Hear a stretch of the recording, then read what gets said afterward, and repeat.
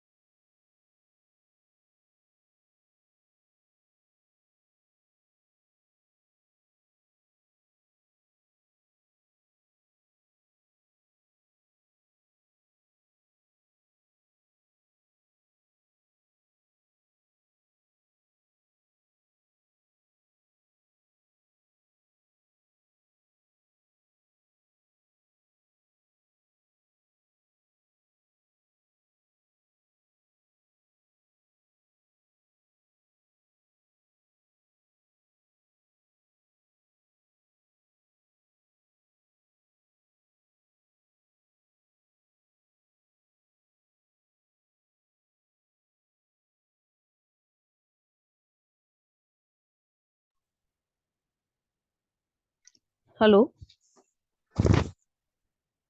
Hello. हाँ जी। हाँ मतलब वॉइस जरा चेक कर रही थी आप, वॉल्यूम आवाज बराबर आ रही है ना? या लेकिन आपको माइक आपका बंद रखना है। Okay okay. या थैंक यू।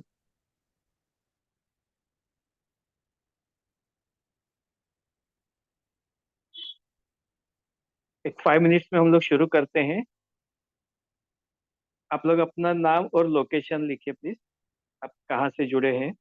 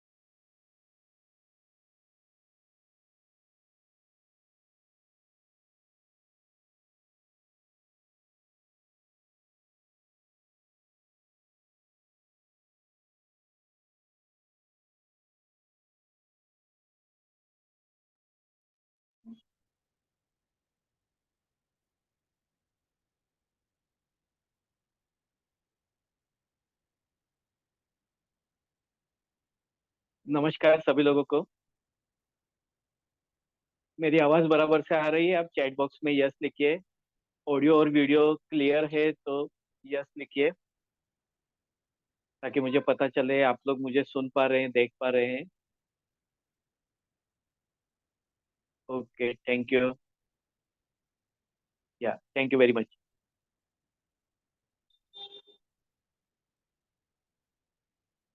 आप सभी लोगों का स्वागत है आज के इस मास्टर क्लास में। आज का हमारा मास्टर क्लास का विषय है स्ट्रेसलेस लिव मोर, यानी चिंता कम कीजिए और लंबा आयुष्य जिए। आप में से कितने लोग ऐसे हैं कि जिन लोगों ने स्ट्रेस का अनुभव किया है? वैसे तो देखने जाए तो कोई भी ऐसा नहीं होगा कि जिन्होंने स्ट्रेस का अनुभव नहीं लिया होगा, लेकिन आप में से कोई स्ट्रेस की वजह से परेशान हो या आपको कोई तकलीफ हो। आप में से कितने लोग ऐसे हैं कि जिनको कभी या बार बार हेडेक होता है, सरदर्द होता है?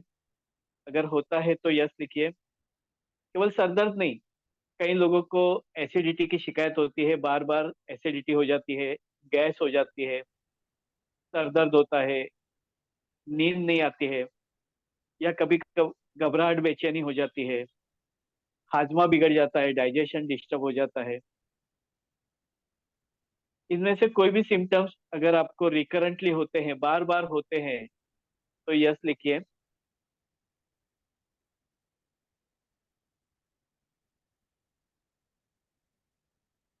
कोई है ऐसा जिनको कोई तकलीफ होती हो, या कभी अनुभव किया हो, या ये तकलीफ के लिए उन्हें दवाई लेनी पड़ती हो? या आदत कुमार जी? यस।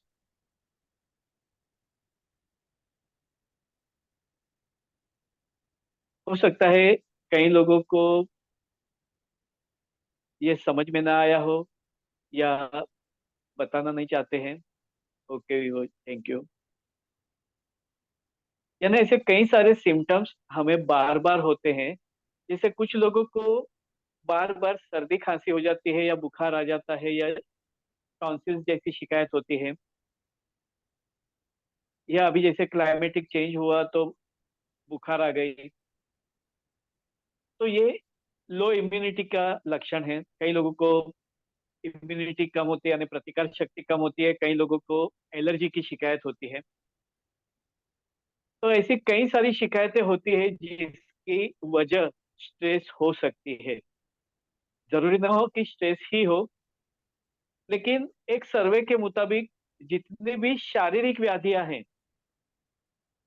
जो भी फिजिकल कंप्लेंट्स लेकर के हम लोग डॉक्टर के पास जाते हैं, फिर वो माइग्रेन हो सकता है, हाइपर एसिडिटी हो सकती है, रिकरेंट एलर्जिक रिएक्शंस हो सकते हैं, बार बार स्किन रैशेस हो जाना या सर्दी खांसी हो जाना, या फिर जॉइंट पेन की शिकायत हो सकती है, डायबिटीज हो सकता है, ब्लड प्रेशर हो सकता है। ऐसे कई सारी शिकायतें हो सकती हैं।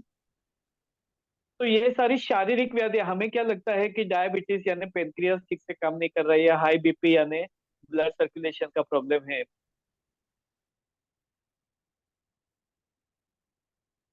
ऐसे अलग अलग सिम्टम्स हम लोग को महसूस होते हैं, या अलग अलग बीमारियां हमें होती हैं। लेकिन वर्ल्ड वाइड जो सर्वे किया गया था, तो वो सर्वे में पता चला कि 70% यानी 70% से ज्यादा जो भी शारीरिक बीमारियां हैं, उसकी वजह मानसिक या मानसिक तनाव होता है। यानी जिसे हम फिजिकल एलिमेंट्स के रूप में देखते हैं, हमें लगता है कि मुझे माइग्रेन की शिकायत है, या फिर मुझे आर्थराइटिस की शिकायत है। अ, या माइक अगर किसी का खुला रह गया हो तो बंद कर दीजिएगा प्लीज। जैसे किसी को डायबिटीज हो जाता है, ब्लड प्रेशर हो जाता है, तो उसके लिए दवाइयाँ ली जाती है। अब ये दवाइयाँ लेते हैं डायबिटीज के लिए, या हाई बीपी के लिए, या माइग्रेन या साइनस की शिकायत के लिए। लेकिन अगर उसकी वजह मानसिक तनाव है या स्ट्रेस है, तो जब तक आप स्ट्रेस का निराकरण नहीं करेंगे, जब तक आप स्ट्रेस को कंट्रोल में नहीं लाएंगे, जब तक आप स्ट्रेस मैनेजमेंट नहीं करेंगे, तब तक आपकी कोई भी तकलीफ कम नहीं होगी, जो भी स्ट्रेस से रिलेटेड। यानी इलाज किया जाता है सिम्टम्स को। अगर सर दर्द होता है तो सर दर्द कम करने के लिए दवाई दी जाती है, एसिडिटी हो गई तो एसिडिटी कम करने की दवाई दी जाती है, जॉइंट पेन हो रहा है तो उसे कम करने की दवाई दी जाती है। तो ये सिम्टम्स को ट्रीटमेंट मिलता है, लेकिन सिम्टम्स आने की जो वजह है, जब तक आप उसको ठीक तरीके से इलाज नहीं करते, तब तक आपके सिम्टम्स बार बार आते रहेंगे, रिकरेंट आपको प्रॉब्लम होते रहेंगे। इसके लिए हम लोग देखते हैं कि दवाई लेने तक हमें अच्छा लगता है। जैसे अगर आज गोली खा ली तो आज अच्छा लगता है, कल अगर दवाई नहीं लिया तो तकलीफ बढ़ जाती है। यानी बीमारी की जड़ तो को जब तक आप ठीक नहीं करते हैं, दवाइयाँ आपको टाइम बिंग रिलीफ दे सकती हैं, टेम्पररी इफेक्ट दे सकती हैं। आप में से कितने लोग ये बात से सहमत है? अगर आप सहमत है तो यस लिखिए। आपने देखा होगा अपने आसपास, अपने घर में फैमिली मेंबर्स को, रिश्तेदारों को, फ्रेंड्स को, यस, कि जब दवाई लेते ही रहते हैं, सालों साल दवाई ले रहे हैं, लेकिन बीमारी कंट्रोल में नहीं आ रही। इनफैक्ट बीमारी कंट्रोल में आने की तो बात दूर रही, पहले बीमारी की शुरुआत में एक ही गोली लेनी पड़ती थी। अब जो थायराइड की शिकायत है, 25 मिलीग्राम की गोली लेनी पड़ती है। या डायबिटीज के लिए या हाई बीपी के लिए कोई दवाई ले रहे हैं तो पहले एक गोली से शुरुआत होती थी। कुछ महीनों साल के बाद में फिर वो एक गोली की बजाय दो गोली लेनी पड़ती है। फिर दो गोली के बाद में भी बीमारी कंट्रोल में नहीं आ रही है तो तीन गोली लेनी पड़ती है। और इतना सब कुछ करने के बाद में भी अल्टीमेटली डायबिटीज के पेशेंट को इंसुलिन शुरू करना पड़ता है। यानी इतनी सारी दवाइयाँ लेने के बाद में भी बीमारी ठीक नहीं होती है, क्योंकि बीमारी की जड़ को ठीक नहीं किया जाता है, केवल बीमारी के लक्षण को ठीक किया जाता है। यानी सिम्टम्स को ट्रीटमेंट मिलती है, बीमारी की वजह को ट्रीटमेंट नहीं मिलती है। और अगर उसके महत्वपूर्ण बात, अगर उसकी वजह अगर स्ट्रेस हो तो मुश्किल और भी बढ़ जाती है। उसकी वजह यह है कि स्ट्रेस को आप लेबोरेटरी इन्वेस्टिगेशंस में चेक नहीं कर सकते। आप इनडायरेक्ट पैरामीटर्स को चेक कर सकते हैं, कि जैसे अगर किसी का बीपी बढ़ गया है तो बीपी बढ़ा हुआ है कि नहीं वो आप देख सकते हैं, शुगर बढ़ा है कि नहीं वो देख सकते हैं। लेकिन अगर वो शुगर स्ट्रेस की वजह से बढ़ा है तो स्ट्रेस का लेवल कितना है, ये आप कोई भी लेबोरेटरी इन्वेस्टिगेशंस में चेक नहीं कर सकते। सर्टन हार्मोन्स में बदलाव आते हैं, सर्टन केमिकल एंजाइम्स में बदलाव आते हैं, वो आप नोट कर सकते हैं, लेकिन वो हर बार प्रैक्टिकली पॉसिबल नहीं होता है। यानी स्ट्रेस को आप मेजर नहीं कर सकते, ये उसकी सबसे बड़ी तकलीफ वाली बात है, और जिसकी वजह से वो उसके ऊपर ज्यादा काम नहीं होता है। तो आज का हमारा जो मुख्य विषय है वो है स्ट्रेस के ऊपर, क्योंकि स्ट्रेस ये साइलेंट किलर है। सभी लोग स्ट्रेस के बारे में बात तो करते हैं, लेकिन स्ट्रेस के ऊपर काम करना, या तो स्ट्रेस को कम करना या स्ट्रेस मैनेजमेंट करना, इसके ऊपर ज्यादातर काम नहीं होता है, इसके ऊपर ज्यादातर बात नहीं होती है। इसके सॉल्यूशंस या इसके रेमेडीज के बारे में बात नहीं होती है। सॉल्यूशंस या रेमेडीज के बारे में बात होती है, लेकिन वो इस तरीके की बात होती है कि जब भी पेशेंट खुद स्ट्रेस में हो, तभी अगर उसको कहा जाए कि आप पॉजिटिव थिंकिंग करो या मेडिटेशन करो, तो वो उसका स्टेट ऑफ माइंड नहीं होता है कि ये सब चीजें वो फॉलो करे।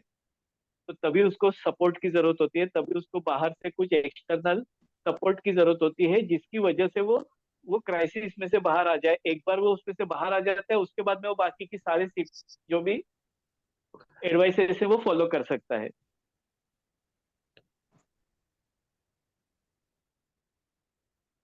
या आप सभी लोगों को रिक्वेस्ट है कि आप अपना माइक बंद कर दीजिएगा, ताकि बीच बीच में हमें डिस्टरबेंस ना हो। तो अब हम शुरू करते हैं हमारे आज की जर्नी को।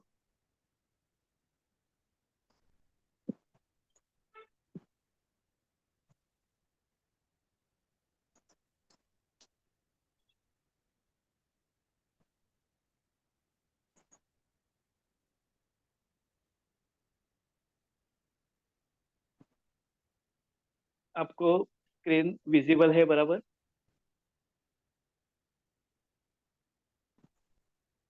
मैं कोच को रिक्वेस्ट करूंगा कि अगर मेरी स्क्रीन विजिबल है तो यस बताए, क्योंकि मुझे स्क्रीन पे चैट दिखाई नहीं देगी। तो मैं को होस्ट को रिक्वेस्ट करूंगा कि वो मुझे बताए। Yes, screen is visible. Okay, thank you very much. यानी अगर आपको दीर्घायुषी जीना है, आपको अगर लंबी जिंदगी बितानी है हंसी खुशी अच्छी तरीके से, तो आपको जिंदगी में स्ट्रेस को कम करना होगा। तो स्ट्रेस अगर ज्यादा है तो आप ज्यादा अच्छी तरीके से जिंदगी नहीं बिता सकते। स्ट्रेस मिस्ट्री ये काफी महत्वपूर्ण विषय है, लोगों को इसके बारे में ज्यादा, कुछ लोगों को पता होगा, कुछ लोगों को नहीं पता होगा। आप में से कितने लोगों को पता है कि स्ट्रेस कितने किस्म के होते हैं? How many types of stresses are there? आप एक अंदाजा लगा के चैट बॉक्स में लिख सकते हैं। Yes. यहाँ पे देख सकते हैं आप कि दो अलग अलग स्क्रीन है, अलग अलग लोग दिखाई दे रहे हैं। Mental, emotional, physical. Yes, thank you Vidya जी।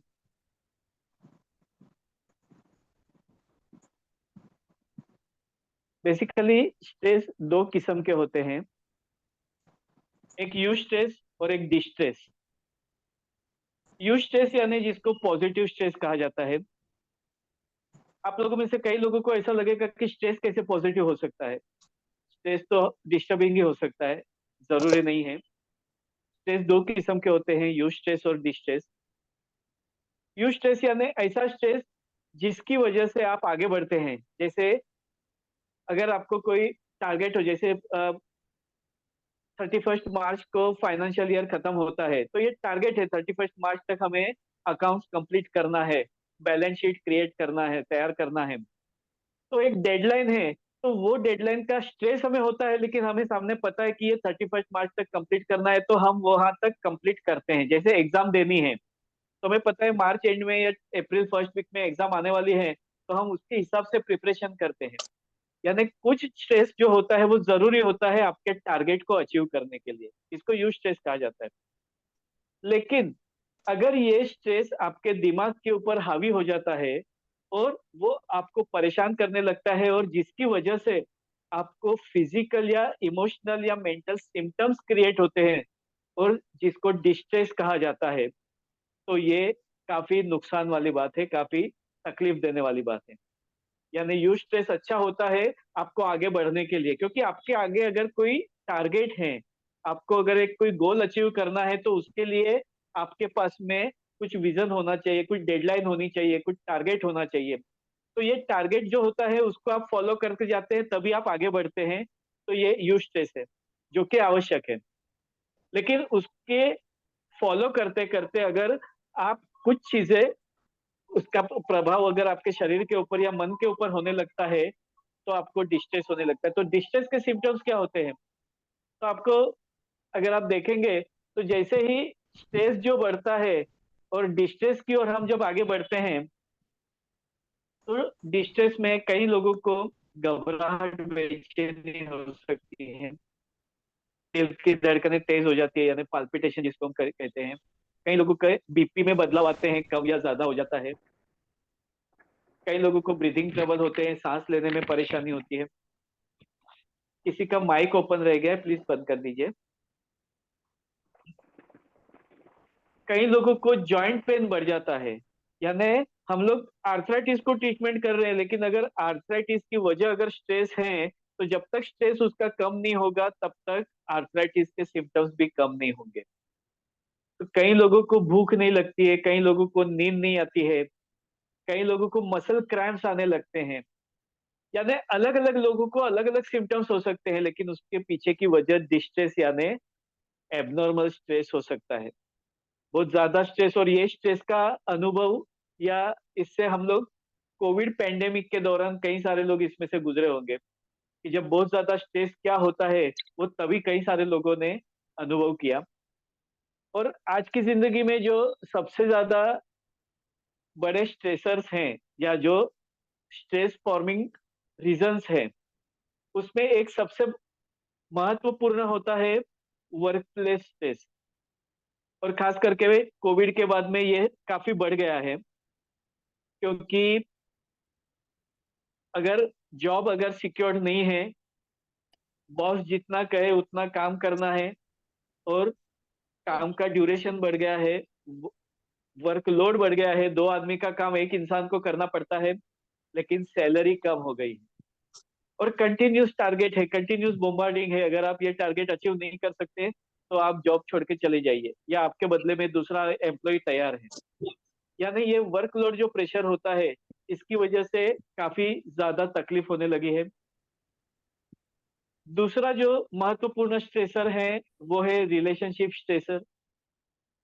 वर्तमान समय में रिलेशनशिप्स में काफी उतार चढ़ाव देखने को मिलते हैं कई सारी वजह से, और उसका भी परिणाम हमारे शरीर और मन के ऊपर होता है, जिसकी वजह से आप ना तो काम में अच्छी तरीके से कंसंट्रेट कर पाते हैं, ना आप फैमिली लाइफ ठीक तरीके से जी पाते हैं, ना सोशल लाइफ ठीक तरीके से बैलेंस कर पाते हैं।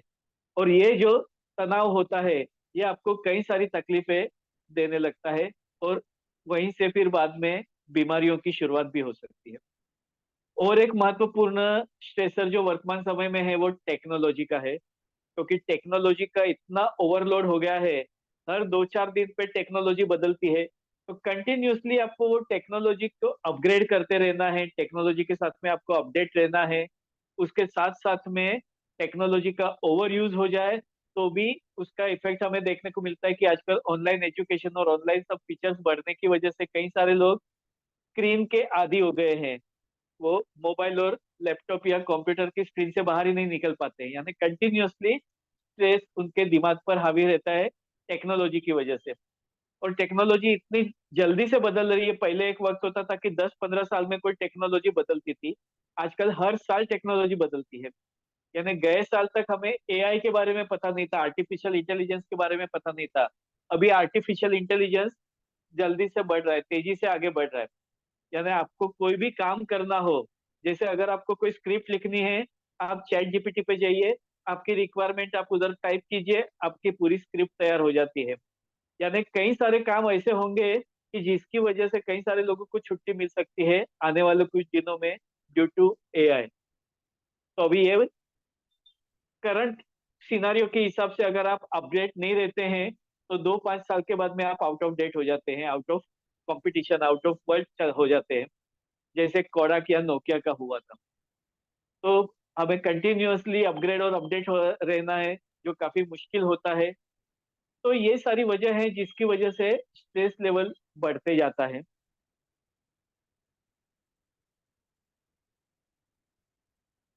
जैसे मैंने बताया कि स्ट्रेस की वजह से दिमाग के ऊपर सबसे ज्यादा प्रभाव होता है, और अनफॉर्चुनेटली स्ट्रेस को हम आइडेंटिफाई कर सकते हैं, लेकिन स्ट्रेस को हम मेजर नहीं कर सकते, या उसका हम लेबोरेटरी इन्वेस्टिगेशन नहीं कर सकते। स्ट्रेस की वजह से कई सारे लोग ऐसे हैं जिन लोगों को अलग अलग किस्म की तकलीफों का सामना करना पड़ता है। कई सारे लोगों को नेक पेन या शोल्डर पेन जैसी शिकायतें होती है। हम लोग कहते हैं ना कि जिम्मेदारी का बोझ कंधे पे उठाते हैं। तो अगर कंधे कमजोर है या जिम्मेदारी ज्यादा है तो कंधे दर्द हो सकते हैं। कई सारे लोगों को नेक पेन या शोल्डर पेन होता है, लेकिन उसके पीछे की वजह मानसिक तनाव हो, या डर जो होता है वो आमतौर पे घुटने में स्टोर होता है। डर का जो इमोशन है वो घुटने में स्टोर होता है, तो नी में। तो जिनको भी नी पेन है, हो सकता है उनके दिमाग में अगर फियर है, डर है, तो जिसकी वजह से उनके नी में पेन हो सकता है। उसी प्रकार से कोई भी चीज दिल को लग जाती है, हम लोग कहते हैं, और जिसकी वजह से हार्ट की शिकायतें होती है।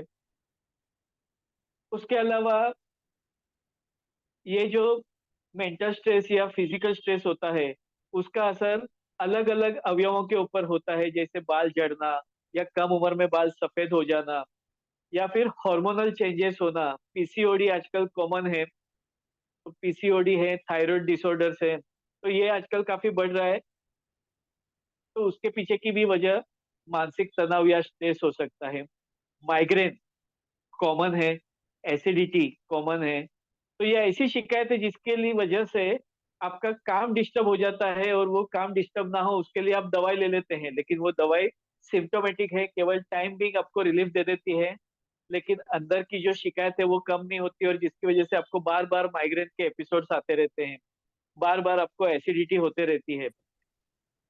तो ये सारी वजह होती है। यानी मानसिक तनाव या मेंटल स्ट्रेस आपके शरीर और मन के ऊपर कैसा प्रभाव डाल सकता है, ये हमें पता भी नहीं चलता और वो हमारे शरीर को अंदर से खोखला करते जाता है। इसी के लिए स्ट्रेस को साइलेंट किलर कहा गया है। लेकिन लोग उसके ऊपर ज्यादा चिंतित नहीं होते हैं या उसके बारे में ज्यादा जानकारी नहीं रखते हैं। लेकिन वर्तमान समय में स्ट्रेस को चेक करना या स्ट्रेस के ऊपर कंट्रोल पाना बहुत ही आवश्यक है।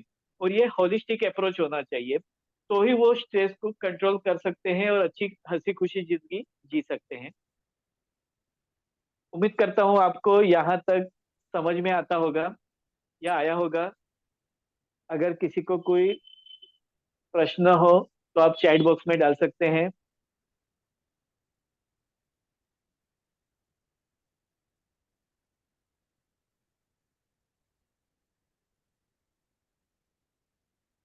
उम्मीद करता हूँ आप सभी लोग मेरे साथ में हैं, सुन रहे हैं मुझे और समझ भी पा रहे हैं जो मैं बताना चाहता हूँ। ठीक है, तो हम आगे बढ़ते हैं।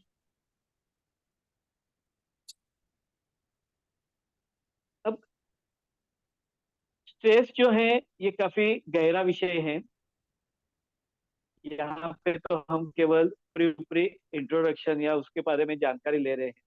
स्ट्रेस से रिलेटेड कई सारे सिम्टम्स होते हैं, स्ट्रेस से रिलेटेड कई सारे साइंस होते हैं, यानी शरीर में क्या बदलाव आते हैं, केमिकल चेंजेस क्या होते हैं, उसके बाद में उसके सिम्टम्स अलग अलग रूप में क्या होते होते हैं। ऐसे कई सारी बातें स्ट्रेस के बारे में हमें अभ्यास करनी होती है।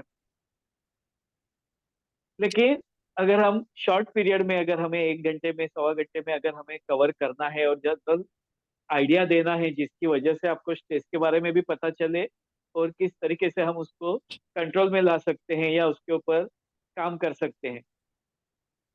Empowerment tool box your stress buster, यानी आपको स्ट्रेस बस्टर के लिए आपके लिए क्या क्या आवश्यक है। सबसे पहले स्ट्रेस बस्टर जो है महत्वपूर्ण है, वो है आपका न्यूट्रिशन। आपका माइक बंद कर दीजिए प्लीज, किसी का माइक ओपन है।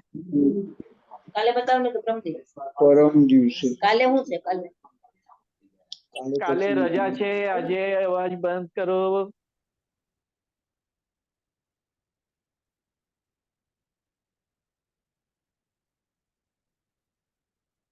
आप लोग प्लीज ध्यान रखिए, आपका माइक ओपन रह जाएगा तो बाकी के लोगों को भी डिस्टर्ब होगा।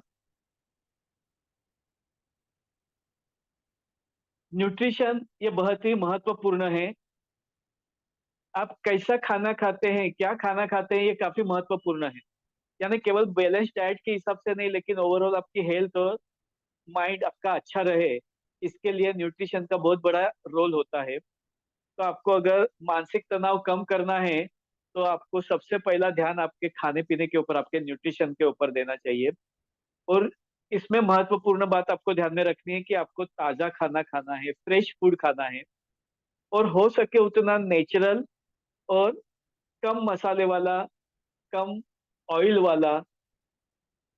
बेसिकली जितने भी फास्ट फूड और जंक फूड है, प्रोसेस फूड है, पैकेज फूड है, टीन फूड है, फ्रोजन फूड है, ये सब जितना आप अवॉइड करेंगे आपकी ओवरऑल हेल्थ अच्छी रहेगी। यानी जो खाने पीने के पैकेट के ऊपर एक्सपायरी डेट लिखा हुआ होता है, वो सारी चीजें आपको कम करनी है। आपने देखा होगा पहले के जनरेशन के, यानी हमारे पेरेंट्स, ग्रैंड पेरेंट्स, ये लोग ने ज्यादातर घर में बना हुआ खाना ही खाया है। लेकिन आजकल हमारे पास में वक्त नहीं है, क्योंकि वर्किंग कपल्स हैं, टाइम की मारामारी है, ट्रैवलिंग करना है, दोनों भी काम पे जाते हैं, घर में खाना बनाने के लिए वक्त नहीं है, तो हम लोग रेडीमेड खाना ले लेते हैं। उसमें भी खास करके जब से स्विगी और जोमेटो आया है, तब से जो खाना बनाने वाले लोग थे वो लोग भी आजकल ऑनलाइन ऑर्डर दे करके खाना मंगा लेते हैं। लेकिन उसके अलावा मैंने देखा है कि जैसे हम लोग बचपन में हमारा टिफिन घर से लेकर के जाते थे, स्कूल में जाते थे, तो हमें घर से नाश्ता बना करके, यानी अगर भाजी रोटी नहीं तो घर का जो बना हुआ नाश्ता, फिर वो घर का शक्करपारा हो सकता है, चकरी हो सकती है, पूरी हो सकती है, चिवड़ा हो सकता है, लड्डू हो सकता है, चिक्की हो सकती है, ये नाश्ता हम लोग लेकर के जाते थे। और आजकल के बच्चे लोगों को लेस, कुरकुरे, नमकीन के पैकेट दिए जाते हैं। पेरेंट्स को लगता है कि चलो 5-10 रुपए में काम हो गया, हमें कुछ बनाने की झंझट नहीं है, हमने उनको पैकेट दे दिया तो उनका काम हो जाएगा, नाश्ता हो जाएगा उनका, लेकिन ये इनडायरेक्टली उनको जहर दे रहे हैं। क्योंकि ये जो टेस्ट है, ये टेस्ट एक बार लगने के बाद में उनको घर का खाना फीका लगता है।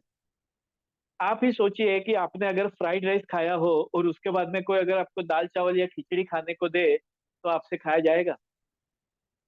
आप नहीं खा सकते, क्योंकि वो टेस्ट ही नहीं आएगा। हाँ, लेकिन दाल चावल के बाद में कोई फ्राइड राइस देता है तो खा सकते हैं। यानी आप लोअर टेस्ट से हायर टेस्ट की ओर जाते हैं तब तक ठीक है, लेकिन हायर टेस्ट से लोअर टेस्ट की ओर आना बहुत मुश्किल होता है। और अगर बच्चों को एक बार ये चटक लग गई, उन लोगों को कोल्ड ड्रिंक्स की आदत लग गई, अगर उनको कैडबरीज चॉकलेट, आइसक्रीम, बिस्किट्स, इस ऐसे हेवी टेस्ट, क्योंकि वो उसमें इतनी ज्यादा शुगर होती है कि वो टेस्ट लगने के बाद में घर का खाना फीका ही लगेगा। किसी का माइक ओपन रह गया है, प्लीज आप ध्यान रखिए।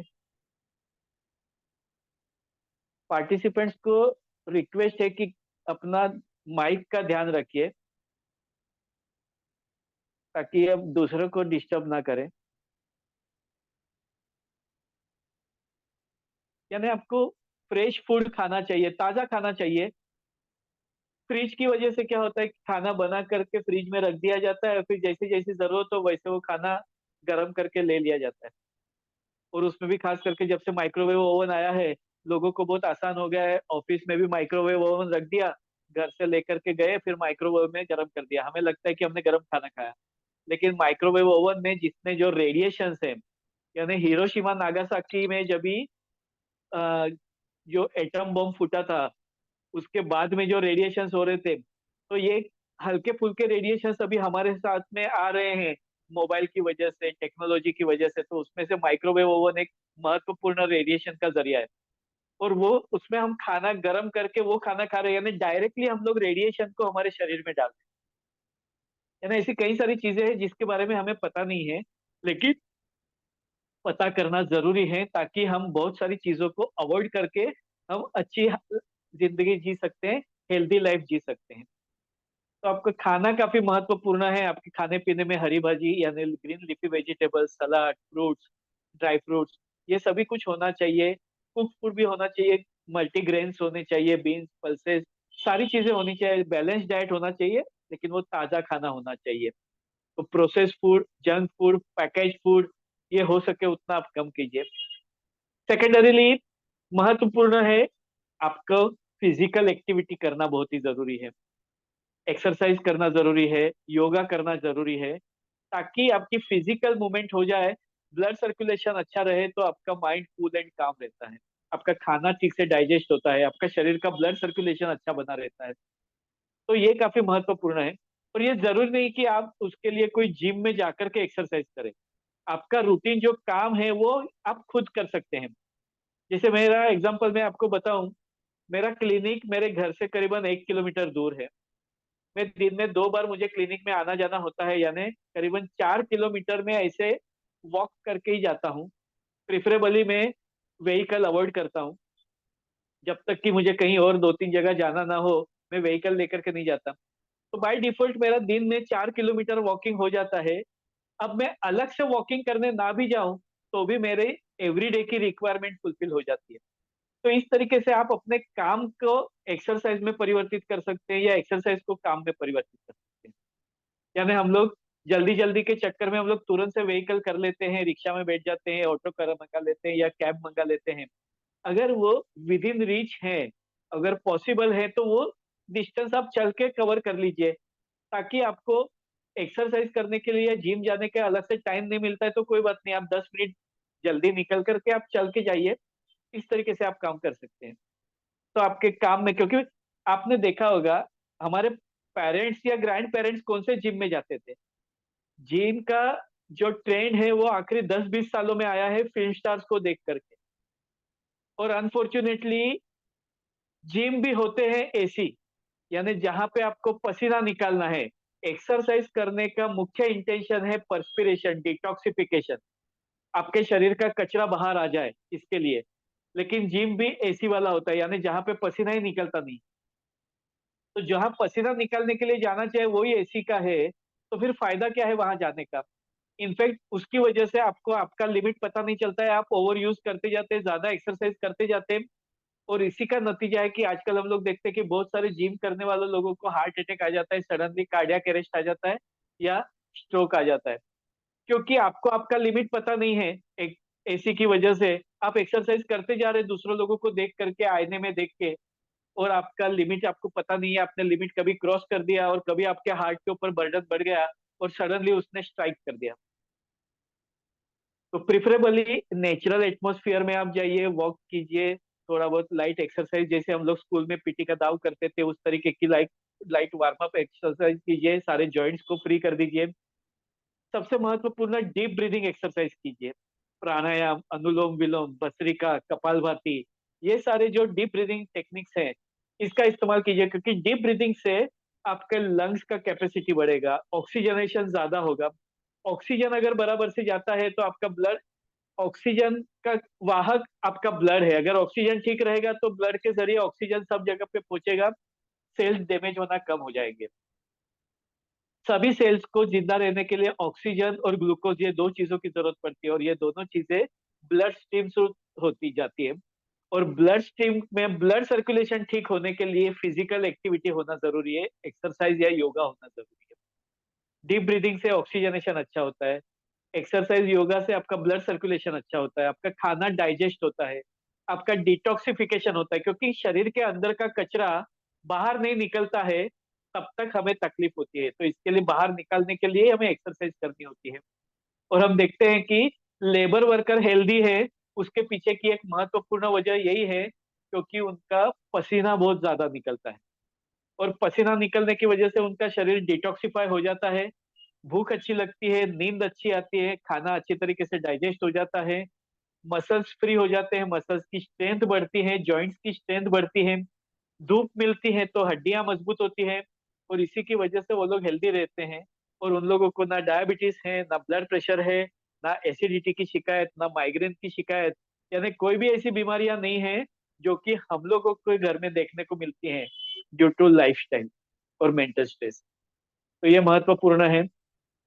उसके अलावा आज को आप कुछ रिलैक्सेशन टेक्निक सीख सकते हैं, कुछ मंत्र चैंटिंग होता है, कुछ म्यूजिक थेरेपी होती है, कुछ एक्यूप्रेशर होता है, इसका इस्तेमाल करके भी आप अपना स्ट्रेस को कम कर सकते हैं। सबसे महत्वपूर्ण स्ट्रेस बस्टर है नेचर, निसर्ग। आप निसर्ग में जाइए, थोड़ी देर खुली हवा में रहिए, हरियाली देखिए, ग्रीनरी देखिए, आप अच्छे अच्छे पक्षियों पंछियों का आवाज सुनिए। आप अगर नेचर में थोड़ी देर भी चले जाते हैं तो वो नेचुरल स्ट्रेस बस्टर का काम करता है।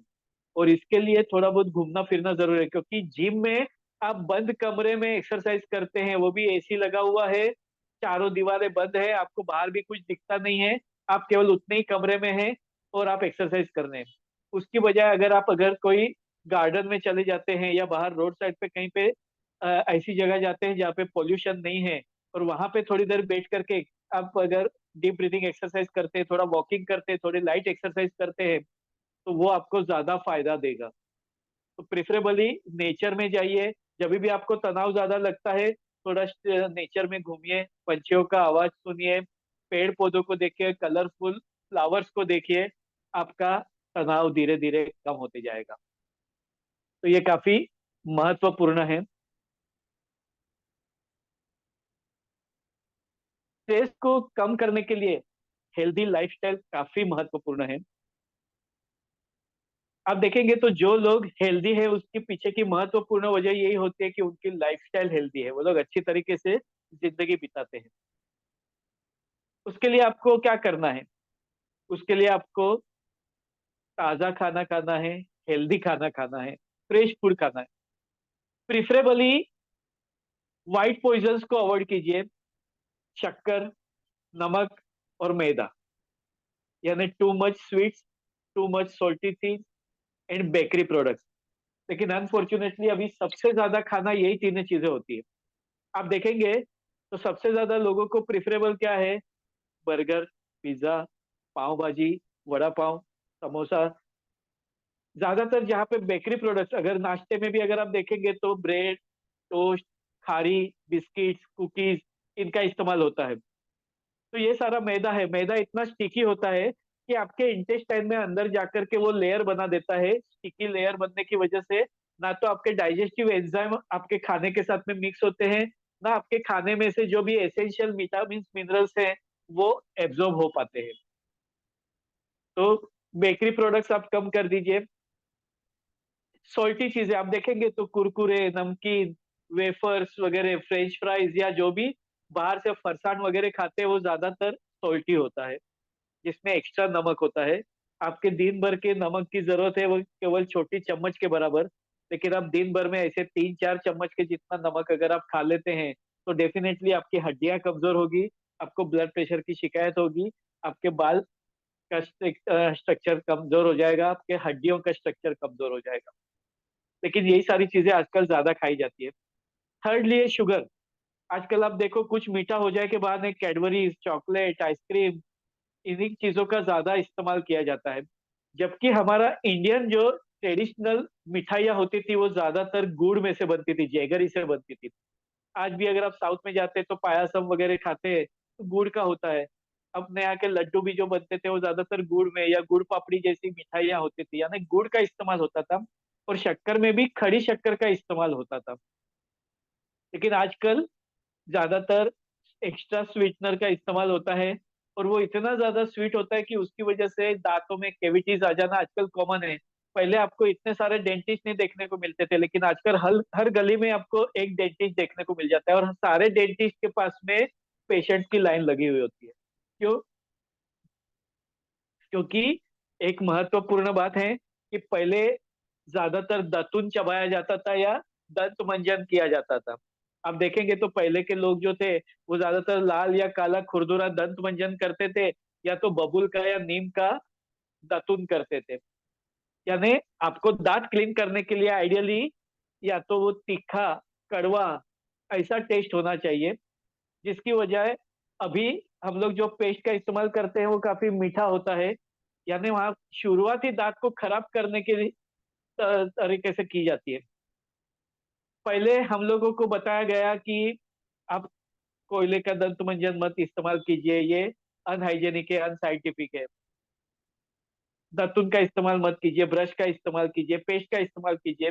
अभी वही पेस्ट में वो लोग अभी नमक डाल के खिलाए। पहले हम लोग नमक वाले कुगले करते थे, नमक से दांत साफ करते थे, लेकिन उन्होंने बताया नहीं, ये सब पुरानी बातें गलत है।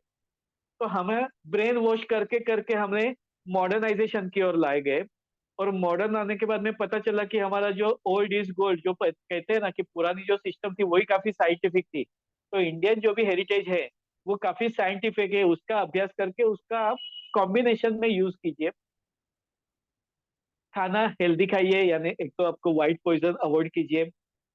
खाने पीने का टाइमिंग मेंटेन करना बहुत ही जरूरी है। सुबह में सनराइज के 2 घंटे के भीतर आप कुछ हेवी ब्रेकफास्ट कर सकते हैं, लेकिन वो ताजा होना चाहिए, प्रिफरेबली पोहा, उपमा या ऐसी कोई चीज ले सकते हैं, या तो भिगाए हुए ड्राई फ्रूट्स हैं या फ्रूट्स है, या फिर स्प्राउट्स वगैरह का इस्तेमाल आप कर सकते हैं। तो ताजा नाश्ता कीजिए सुबह में 7 से 9 बजे के बीच में।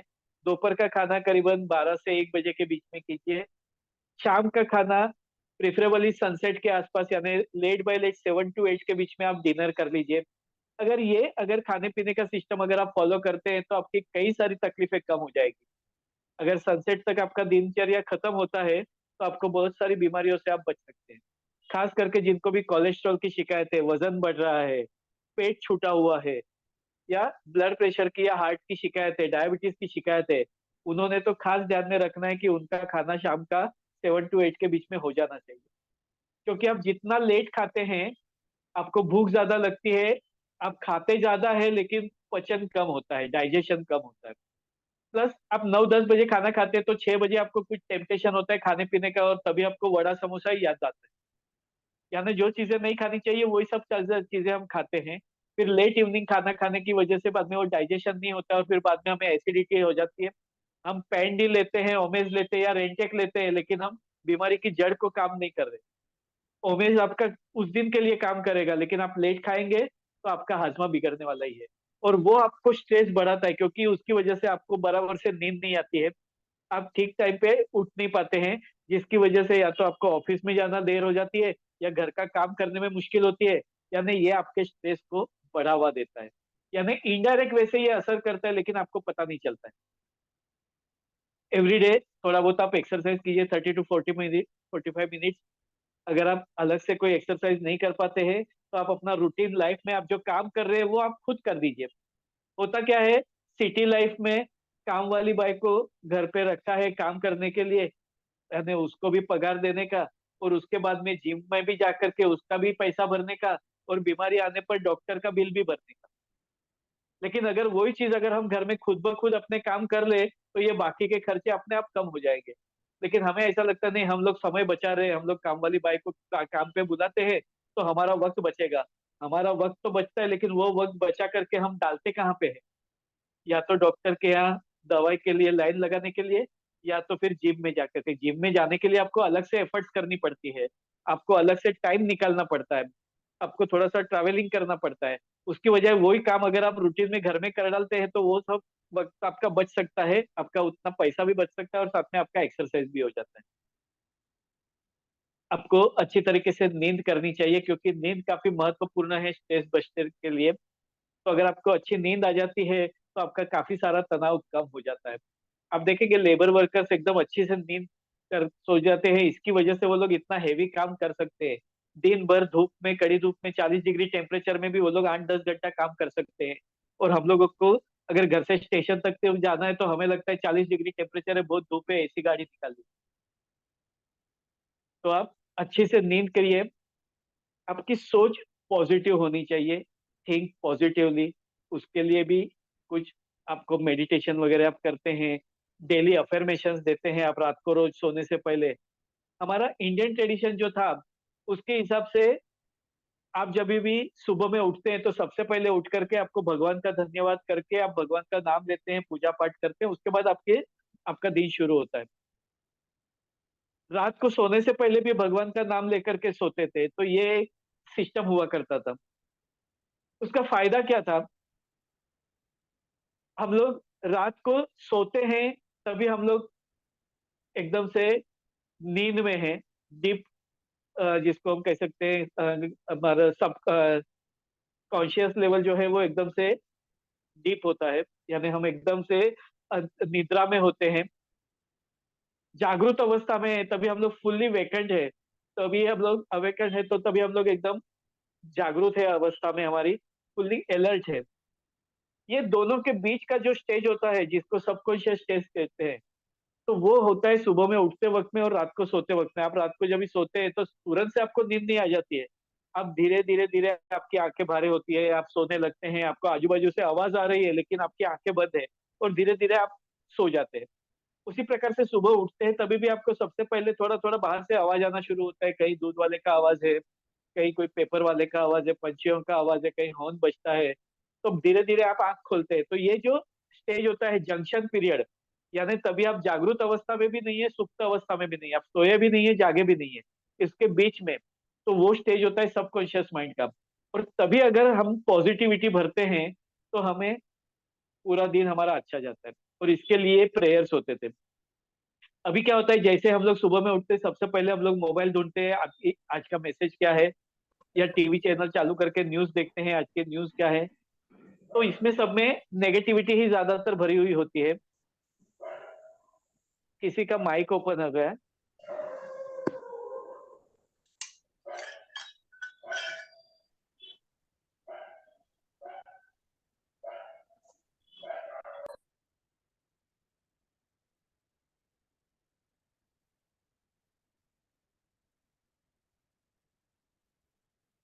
तो सुबह में जब भी आप नेगेटिविटी देखते हैं, अगर न्यूज चैनल पे मार धाड़ और यही सारी चीजें आ रही है, या फिर आप न्यूज व्हाट्सएप या मैसेजेस देखते हैं उसमें भी यही सारी चीजें, तो सुबह में ही आप नेगेटिविटी भर रहे हैं। रात को सोते वक्त में भी अगर आपने वायलेंस देखा है, आपने अगर एक्शन मूवी देखी है या ऐसे कोई सीरियल्स या ऐसा कुछ देखा है, तो आपके दिमाग में वही सारी नेगेटिविटी होती है। और इसी की वजह से स्ट्रेस लेवल बढ़ जाता है जो हमें पता नहीं चलता। तो इसकी वजह से हमें पॉजिटिव थिंकिंग करना है। रात को सोते वक्त में हमें अफर्मेशंस लेने हैं कि ताकि हम पॉजिटिव थिंकिंग करके हमारे एनर्जी को पॉजिटिव डेवलप करें, हॉर्मोन्स को पॉजिटिवली चार्ज करें। उसके अलावा हमें टाइम मैनेजमेंट और प्रायोरिटाइजेशन हमें देखना है कि हमारे लिए क्या महत्वपूर्ण है। कई बार क्या होता है कि हम कौन से वक्त पे क्या काम करना चाहिए, कि वक्त के लिए कितना टाइम अलर्ट करना चाहिए, ये अगर हम नहीं कर पाते हैं तो जिसकी वजह से फिर पूरा हमारा मैसअप हो जाता है। और कई बार हमारे जो महत्वपूर्ण काम है वो रह जाते हैं और जिसकी वजह से तनाव बढ़ता है। यानी कभी अगर हमें कुछ टारगेट हो, हमें कुछ काम करना है, अगर वो टाइम मैनेजमेंट में गड़बड़ हो गई तो हमारा बाकी का काम पूरा डिस्टर्ब हो जाता है। तो इसके हिसाब से हमें टाइम मैनेजमेंट एक हमें शेड्यूल बना के रखना होता है। जैसे अगर हमें टिफिन बनाना हो तो बराबर से पता है कि 9 बजे ऑफिस में जाने वाले, तो 9 बजे के पहले टिफिन तैयार हो जाना चाहिए। तो ये एक टारगेट है, लेकिन अगर 5 मिनट भी लेट हो जाता है तो आगे चल के पूरा शेड्यूल ऑफिस जाने वाले का भी डिस्टर्ब हो जाता है और जिसकी वजह से फिर घर का माहौल भी बिगड़ जाता है। तो हर एक काम के लिए अपना जो महत्वपूर्ण काम है उसको कभी करना है, उसको कैसे प्रायोरिटाइज करना है, इसका हमें नॉलेज लेना है या उसके बारे में हमें अभ्यास करके उसको वो हिसाब से क्रमबद्ध तरीके से अगर हम लोग सेट करते हैं, टाइम को प्रॉपर वे से अलर्ट करते हैं, तो हमारा काफी ज्यादा तनाव कम हो जाता है। क्योंकि स्ट्रेस आने का एक महत्वपूर्ण वजह है टाइम मिसमैनेजमेंट। अगर वक्त की कमी, 24 घंटे ही सभी लोगों को दिए हैं और जो लोग सक्सेसफुल है वो लोग भी 24 घंटे ही इस्तेमाल करते हैं, लेकिन वो लोग प्रॉपर तरीके से टाइम मैनेजमेंट करते हैं। हम अगर वो प्रॉपर तरीके से टाइम मैनेजमेंट नहीं कर पाते हैं तो फिर उसकी वजह से हमारा स्ट्रेस लेवल बढ़ सकता है। तो ये काफी महत्वपूर्ण बात है आगे बढ़ने के लिए। और सबसे महत्वपूर्ण, आपको उसके लिए कुछ अच्छी अच्छी आदतें या कुछ अच्छी चीजें सीखना जरूरी है। अगर आपको अंदरूनी शांति चाहिए, आपको अगर पीसफुल और हैप्पी लाइफ अगर जीनी है तो उसके लिए कुछ चीजें आपको सीखनी होती है, जिसमें एक सबसे महत्वपूर्ण है मेडिटेशन। आप मेडिटेशन सीखते हैं, ध्यान करते हैं, तो आपका काफी ज्यादा तनाव कम हो जाता है। क्योंकि आप परिस्थिति को बदल नहीं सकते हैं, लेकिन परिस्थिति को अगर सही तरीके से हैंडल करते हैं, उसको एडॉप्ट कर लेते हैं, तो आपकी कई सारी शिकायतें कम हो सकती हैं। और इसके लिए मेडिटेशन एक उत्तम तरीका है। उसके अलावा आप योग में योग निद्रा, जिसको शवासन कहते हैं, तो उसमें भी योग निद्रा का प्रकार होता है जिसमें स्टेप बाय स्टेप सारे मसल्स को, बॉडी ऑर्गन्स को रिलैक्स किया जाता है। तो इस तरीके की कुछ टेक्निक्स आप सीख करके आप अपने आप को ज्यादा सेहतमंद बना सकते हैं।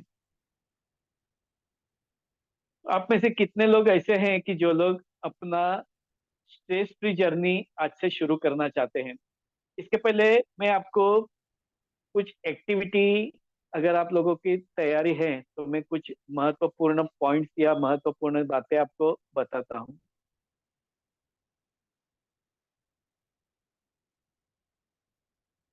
यहाँ तक सभी लोगों को ठीक तरीके से समझ में आया? सभी लोगों में ये जो इंफॉर्मेशन मैंने शेयर करने की कोशिश की है, उम्मीद करता हूँ आप लोगों को वो समझ में आई होगी। और भी कुछ इंफॉर्मेशन मैं आपको देता हूँ। एक 5 मिनट की हम लोग एक्टिविटी करते हैं। Yes, thank you.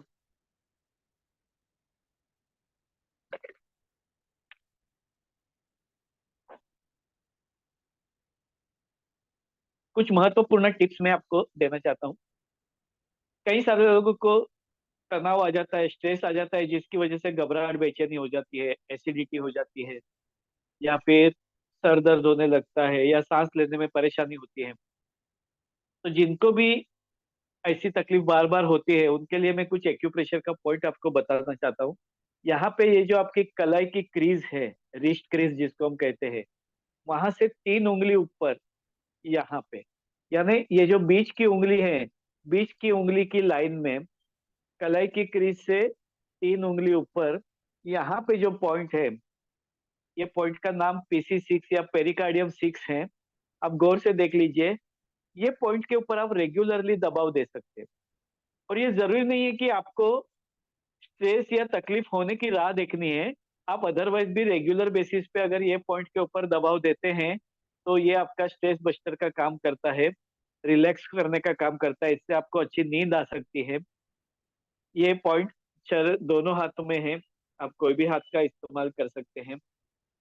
ये मानसिक स्वस्थता बढ़ाने के लिए काम में आता है, मानसिक तनाव कम करने के लिए काम में आता है, अच्छी नींद लाने के लिए काम में आता है। घबराहट, बेचैनी या हिचकी, एसिडिटी जैसी शिकायत हो, उल्टी जैसा होना, जी मचलना, तो ऐसी तकलीफ को कम करने के लिए भी ये काम में आता है। तो ये पॉइंट है, ये आप जरूर से कीजिए। एक पॉइंट के ऊपर आपको करीबन 30 से 40 बार दबाव देना है, दबाना है छोड़ना है, दबाना है छोड़ना है, इस तरीके से करीबन हाफ टू 1 मिनट यानी 30 to 40 टाइम्स आपको प्रेस करना है। ठीक है। उसके अलावा और एक महत्वपूर्ण होम्योपैथी मेडिसिन जिसको कालीफोस कहते हैं, ये अगर होम्योपैथी पोटेंसी में आप कालीफोस 30 पावर या बायोकेमिक पोटेंसी में 6x या 12x के प्रकार में आप रख सकते हैं अपने घर में। कई बार एग्जाम के दौरान स्ट्रेस आ जाता है, कहीं इंटरव्यू देने को जाना है और स्ट्रेस आ जाता है, कहीं पे स्टेज पे परफॉर्म करना है और स्ट्रेस आ जाता है। तो ऐसे वक्त में तनाव आ जाता है कभी भी किसी भी वजह से, और जिसकी वजह से फिर कई लोगों को एसिडिटी होती है या माइग्रेन की शिकायत होती है या नींद नहीं आती है। तो ऐसे कोई भी मानसिक तनाव से जुड़ी हुई शिकायत होगी तो ये आप कोई भी होम्योपैथी मेडिकल स्टोर से आपको ये दवाई मिल जाएगी, कालीफोस 30 पावर या तो कालीफोस 6x या 12x पोटेंसी में। 4 4 गोली दिन में 2 से 3 बार आप ले सकते हैं, और ये छोटे बच्चों को भी दिया जा सकता है। छोटे बच्चों को 2 या 3 गोली देनी है डिपेंडिंग अपॉन एज। 2 या 3 गोली सफिशिएंट है, और ये एब्सोल्युटली सेफ दवाई है, इसकी वजह से कोई आपको साइड इफेक्ट नहीं होती है। तो जिनको भी ऐसे मानसिक तनाव से जुड़ी हुई शिकायतें होती है, बार बार पैनिक अटैक आ जाते हैं, स्ट्रेस रिलेटेड अटैक आ जाते हैं, एंग्जाइटी हो जाती है, तो उन्होंने ये दवाई जरूर से घर में रखनी चाहिए, ताकि वो बार बार उनको एलोपैथी दवाई की जरूरत ना पड़े नींद लाने के लिए या स्ट्रेस रिलीविंग के लिए। क्योंकि साइकियाट्रिस्ट के पास में आप जब जाते हैं तो उनकी दवाइयां सालों तक चलती है और उसकी एडिक्शन भी हो सकते हैं। तो ये कालीफोस आप ध्यान में रखिए, ये आपके घर में आप रख सकते हैं, कोई भी होम्योपैथी मेडिकल स्टोर में मिल जाएगी। उसके बाद में कई बार स्ट्रेस की वजह से पैनिक अटैक आ जाता है, एकदम से घबराहट बेचैनी हो जाती है, या फिर चेस्ट पेन हो जाता है, हार्ट अटैक या अस्थमा के अटैक के जैसे सिम्टम्स आने शुरू हो जाते हैं। तो ऐसे पैनिक अटैक अगर आ जाते हैं अचानक से, तो उसके लिए यहाँ पे एक पॉइंट है नाक और ऊपर के होंठ के बीच में, ये इमरजेंसी पॉइंट है। कोई भी इमरजेंसी हो, किसी को अचानक से फीट आ जाए, चक्कर आ जाए, बेहोश हो जाए, हार्ट अटैक, अस्थमा का अटैक, तो ऐसी कोई भी शिकायत हो तो उसके लिए ये पॉइंट आप दे सकते हैं, ये इमरजेंसी पॉइंट है। कोई भी इमरजेंसी को हैंडल करने के लिए उत्तम है, सामने वाले की जान बचा सकता है, ऐसा ये महत्वपूर्ण पॉइंट है जिसके बारे में आपको जरूर से जानकारी होनी चाहिए, और आप अपने आसपास के लोगों को भी ये दे सकते हैं जानकारी। ये इमरजेंसी पॉइंट है, अगर ये आपको पता है तो आप किसी की भी जान बचा सकते हैं इमरजेंसी में, या डॉक्टर आने तक या डॉक्टर तो तक लेके जाने तक का जो वक्त होता है वो काफी महत्वपूर्ण होता है। तो वो वक्त में ये पॉइंट महत्वपूर्ण साबित हो सकता है। और ऐसे कोई पैनिक अटैक आ जाए तो उसके लिए बेस्ट फ्लावर की रेस्क्यू रेमेडी नाम की दवाई होती है। इसका नाम ही है रेस्क्यू, यानी ये बचाव करने के लिए उत्तम दवाई है। ये सभी लोगों के घर में होनी चाहिए, कोई भी अचानक से क्रिएट हो जाती है। या काली Kali phos PHOS, Kali phos, phosphorus, phosphorus का फोस, तो कालीफोस 30 पावर, ये ओनली 30, या फिर 6x और 12x।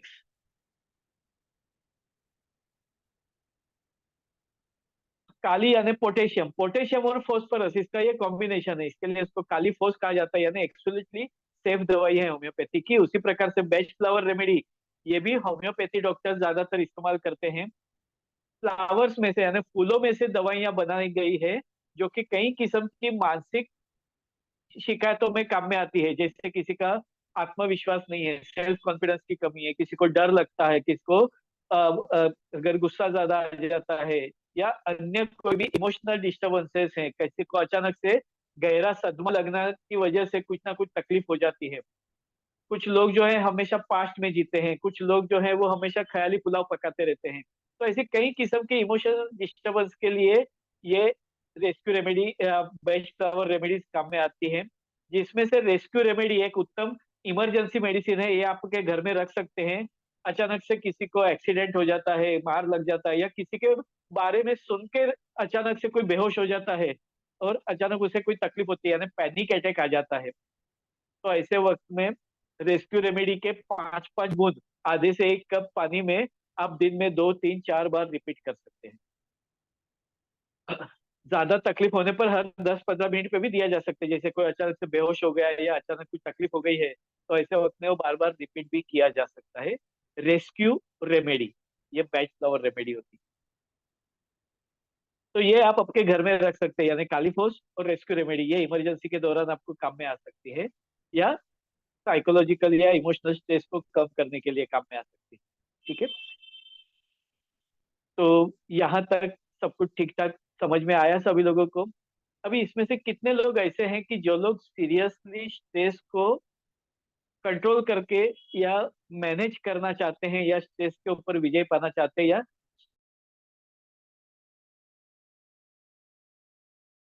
भी अगर स्ट्रेस फ्री लाइफ जीने की इच्छा है, तो वो यस लिखिए।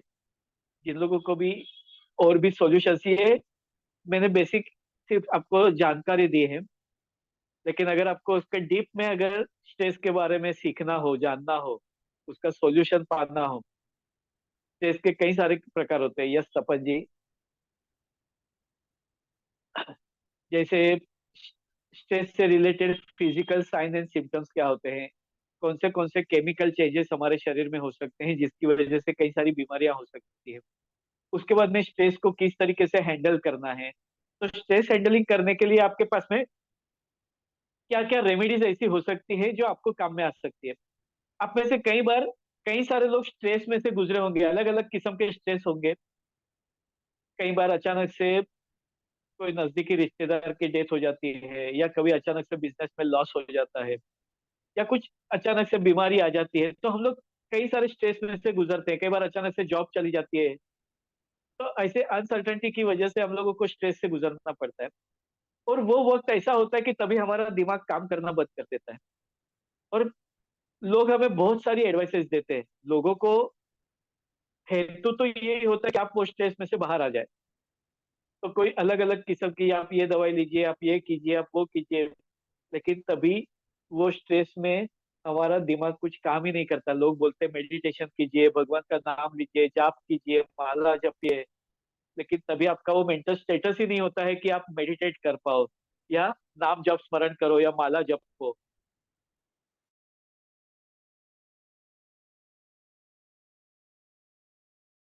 तो ऐसे वक्त में हमें ऐसी रेमेडीज चाहिए जो कि हमारे स्ट्रेस की तीव्रता को कम करे, उसकी सिवियरिटी को कम करे, क्योंकि वो स्ट्रेस की तीव्रता कम होगी तभी जाकर के हम कुछ और सोच पाएंगे ना।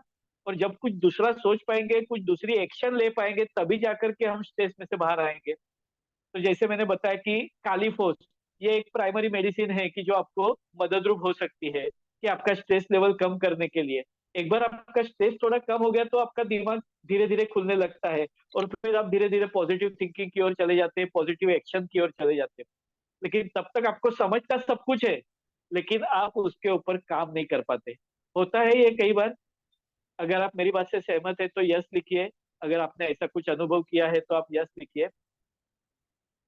जरूरी नहीं कि आपने खुद ने अनुभव किया है, आपने आपके घर के मेंबर्स को, किसी को, फ्रेंड्स को, रिलेटिव्स को, किसी को भी ये दौर से गुजरते हुए देखा हो, तो आप ये महसूस कर पाते हैं कि हम कितना भी बोलते हैं, सामने वाला वो सुनने की या समझने की मनस्थिति में नहीं होता है। यस तपन,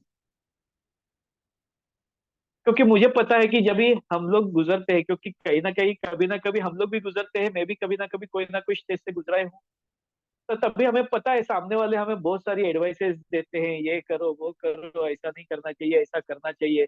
लेकिन हमें समझता है सब कुछ है, लेकिन तभी ना हमारा मन हमें साथ देता है, ना हमारा शरीर हमें साथ देता है।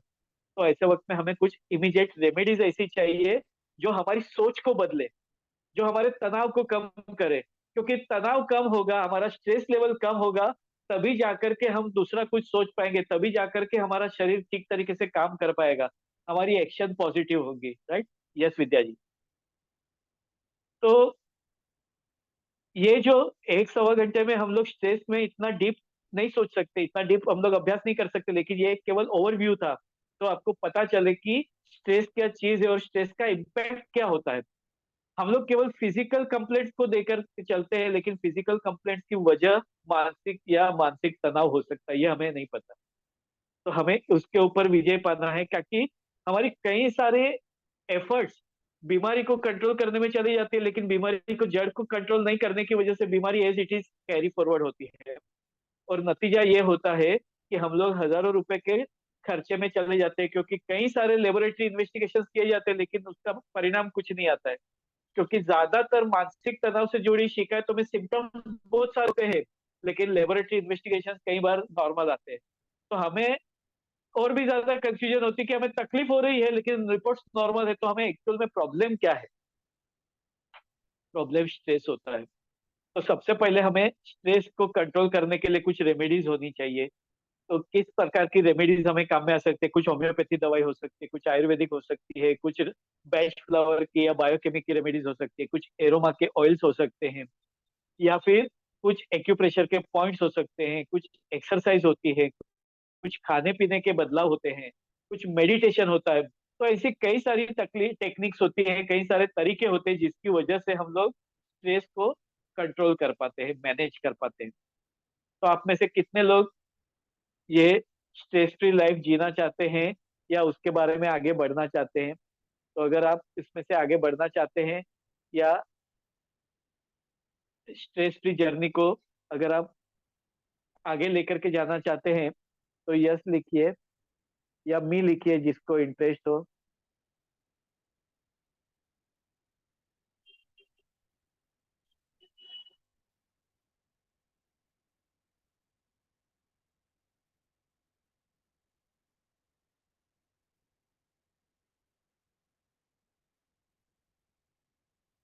ओके, तो अगर आप आपके स्ट्रेस फ्री जर्नी को अगर बढ़ाना चाहते हैं, सीखना चाहते हैं, आगे बढ़ना चाहते हैं, तो उनके लिए मैं वर्कशॉप लेकर के आया हूँ जिसका नाम है होलिस्टिक स्ट्रेस मास्टरी वर्कशॉप। ये नाम में ही बता देता है कि ये किस तरीके का वर्कशॉप होगा। होलिस्टिक अप्रोच यानी आपको हर एक एंगल से स्ट्रेस को कंट्रोल करने के लिए, स्ट्रेस को कम करने के लिए सिखाया जाएगा या बताया जाएगा, जिसमें कुछ होम्योपैथी रेमेडीज होंगी, कुछ बेच फ्लावर रेमेडीज के बारे में, कुछ आयुर्वेदिक रेमेडीज के बारे में, कुछ खाने पीने के चेंजेस के बारे में, कुछ एक्सरसाइज से रिलेटेड, कुछ योग और मेडिटेशन से रिलेटेड, ऐसा ओवरऑल आपको अप्रोच बताया जाएगा, उसके बारे में जानकारी दी जाएगी। कितने लोग एक्साइटेड हैं ये वर्कशॉप के बारे में जानने के लिए? यस, ये वर्कशॉप हमारे लिए काम का है, क्योंकि ये वर्कशॉप ऐसा है कि ये सीख करके आप ना ही केवल अपने आप को, अपने आसपास के या अपने नजदीकी लोगों को भी मदद रूप हो सकते हैं, फायदा पहुंचा सकते हैं। तो ये जो वर्कशॉप है ये फ्राइडे 8 सितंबर से संडे 10 सितंबर तक ऑनलाइन सेशन रहेगा, आज के जैसा ही। लेकिन आज का जो मास्टर क्लास होता है जिसमें हम इंटरेक्शन ज्यादा नहीं कर सकते हैं, क्योंकि हमें लिमिटेड टाइम में हमारा पूरा सब्जेक्ट को कवर करना होता है। लेकिन ये ऑनलाइन सेशन में लाइव इंटरेक्शन होगी, यानी आपके जो भी प्रॉब्लम्स है या आपके कुछ क्वेरीज होगी तो उसको भी सॉल्व किया जाएगा। और इवन वर्कशॉप के बाद में भी आप मेरे कम्युनिटी मेंबर्स होंगे, मेरे वेलनेस फैमिली के मेंबर हैं, तो आपको आगे चल के भी कोई भी ऐसे इश्यूज होंगे तो उसके बारे में आपको कुछ ना कुछ सॉल्यूशन एक्यूप्रेशर या अलग अलग किस्म के रेमेडीज के द्वारा बताया जाएगा, जो कि एब्सोल्युटली सेफ और विदाउट साइड इफेक्ट्स। यानी इसका कोई केमिकल रिएक्शन नहीं होता है, कोई साइड इफेक्ट नहीं होती है। जैसे अगर हम कोई केमिकल बेस्ड दवाइयां लेते हैं तो जिसकी वजह से लीवर किडनी को नुकसान पहुंच सकता है, या हमें उसकी दवाइयों की आदत हो सकती है, या दवाइयां हमारे अंदर के अवयवों को नुकसान पहुंचा सकती है। लेकिन ये जो रेमेडीज हैं, फिर वो होम्योपैथी की हो या बेस्ट फ्लावर की, बायोकेमिक की हो या आयुर्वेद की हो, तो ये एब्सोल्युटली सेफ होती हैं। आप अपने घर में रख सकते हैं फर्स्ट एड के तौर पे या रेगुलर इस्तेमाल करने के लिए। कुछ एक्सरसाइज और ऐसी चीजें जो आप रेगुलरली प्रैक्टिस कर सकते हैं आपका स्ट्रेस लेवल कम करने के लिए, कुछ मेडिटेशन के बारे में, कुछ रिलैक्सेशन टेक्निक्स के बारे में, और कुछ न्यूट्रिशन के बारे में कि खाने पीने में आपके डूज और डोंट्स क्या रहेंगे जिसकी वजह से आप अच्छा हेल्दी लाइफ जी सकते हैं या स्ट्रेस फ्री लाइफ जी सकते हैं। तो ये सारी चीजें ये 3 दिन के वर्कशॉप में कवर की जाएगी।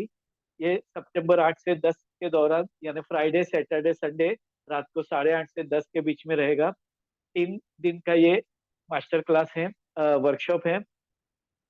ये वर्कशॉप का जो एक्चुअल प्राइस है 1299 रुपीज, लेकिन अभी फेस्टिवल का सीजन चल रहा है और ये फेस्टिवल सीजन की वजह से ये वर्कशॉप की ऑफर है केवल 299 रुपीज।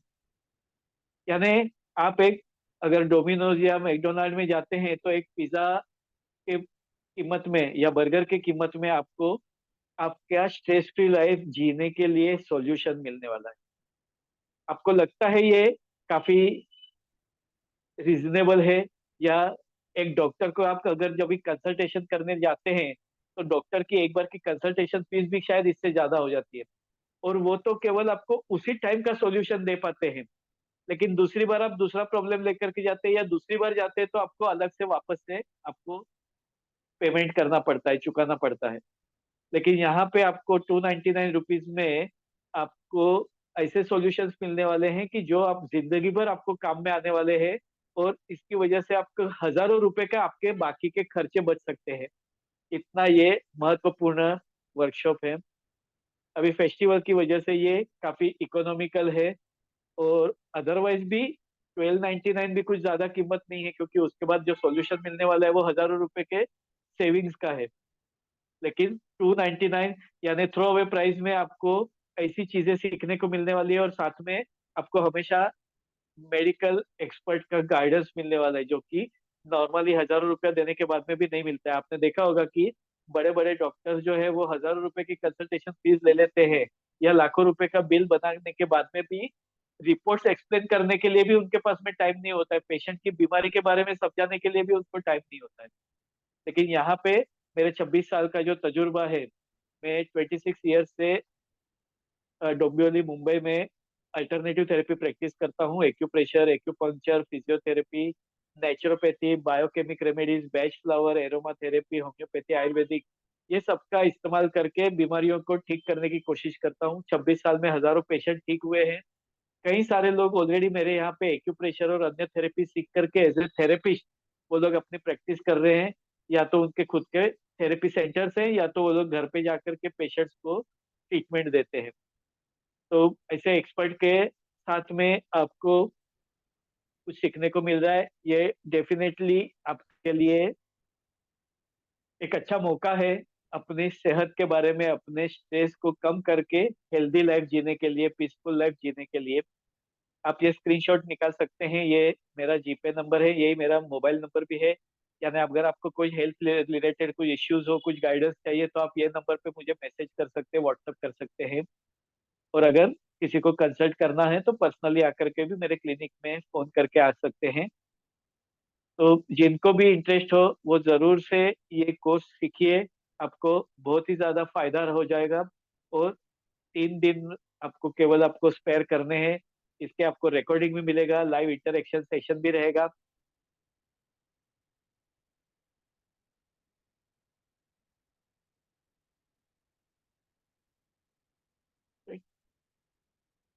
तो आप में से कितने लोगों को इंटरेस्ट है, आप चैट बॉक्स में लिख सकते हैं। यस।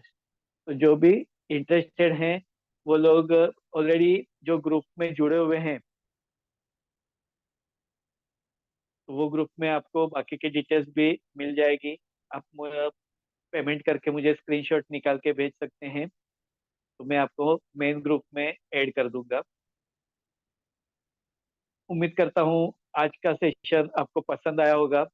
आप जरूर से अपना रिव्यू बताइएगा, और उम्मीद करता हूँ आपको बहुत सारी जानकारी मिली होगी। कम वक्त में जितना मैक्सिमम एक्सपीरियंस शेयरिंग कर सकता था उतना मैंने किया है। और भी ज्यादा जिन लोगों को इन्फॉर्मेशन चाहिए वो लोग जरूर से वर्कशॉप ज्वाइन करें। और आज वर्कशॉप में, आज मास्टर क्लास में जुड़ने के लिए आप सभी लोगों का बहुत बहुत शुक्रिया। Thank you very much. आज का मास्टर क्लास हम लोग यहाँ पे समाप्त करते हैं। अगर आपको वर्कशॉप से रिलेटेड कोई क्वेरीज हो, कोई क्वेश्चंस हो, तो आप मेरे नंबर पे मैसेज कर सकते हैं। मैं ग्रुप ओपन करूंगा थोड़ी देर में, आप वहाँ पे भी अपने क्वेरीज डाल सकते हैं। Thank you very much. या thank you Vidya ji, thank you very much. Vidya ji Canada से जुड़े हैं। ऑनलाइन एजुकेशन का ये सबसे बड़ा फायदा है कि हम दुनिया में सारे लोगों से कनेक्ट हो सकते हैं। अगर ऐसे ही कोई वर्कशॉप अगर आपको अटेंड करने हैं तो आपको फिजिकली वहां जाना पड़ता है, और फिजिकली वर्कशॉप के, ऑफलाइन वर्कशॉप के फीस काफी ज्यादा होती है, और इसके लिए बहुत लिमिटेड लोग वो अटेंड कर पाते हैं। लेकिन ऑनलाइन की वजह से ये फायदा है कि हम लोग अपनी जगह पे बैठ करके हमारे अपनी जगह में, ओके, या विद्या जी यूएस से है, that's right.